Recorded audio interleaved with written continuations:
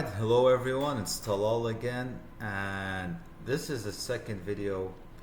And I wanted to talk about this topic because I feel like it's controversial in Western world and specifically in America.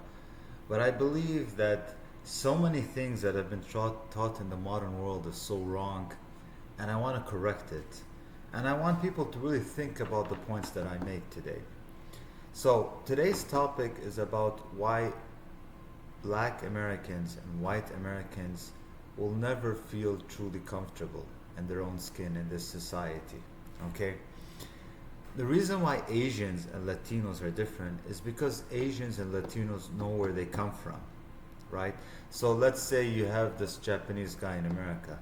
He lived in Japan, he knows his identity, he knows his language, he knows his traditions, he knows his history, right?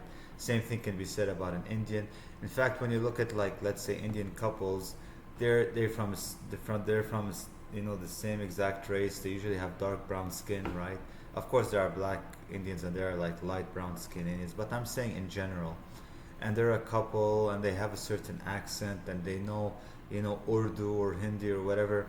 So they know their own language and they know their traditions. So they feel comfortable in their own skin.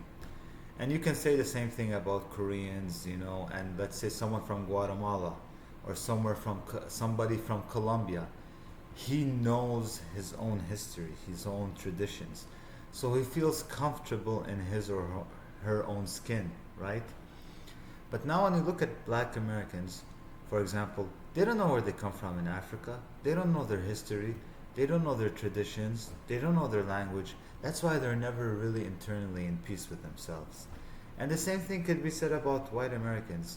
They say, "Oh, I come from Europe." Where do you come from, Europe? Do you know the language? Do you know your ancestors? You don't know anything.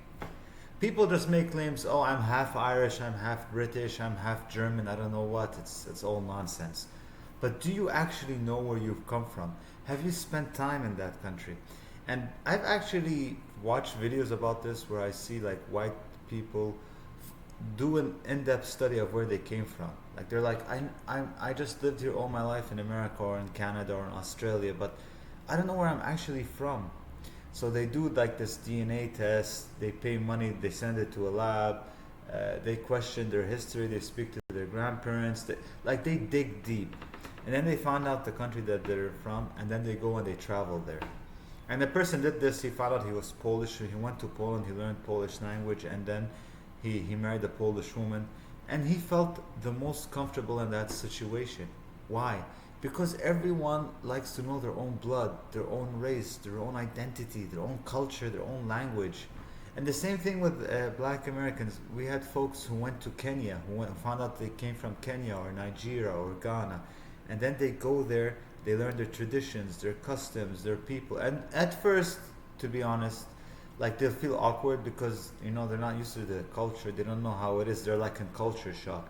But when they dig deep and they stay there for some like a certain extended amount of time, then they feel at ease. Then they feel comfort. I'm not saying they're gonna love everything about that country, but they feel like they belong. Oh, I'm black. Like everyone around me is black. Oh, everyone around me eats the same type of food. Oh, everyone around me has this type of cultural dress. So they feel that they belong. So that is the difference.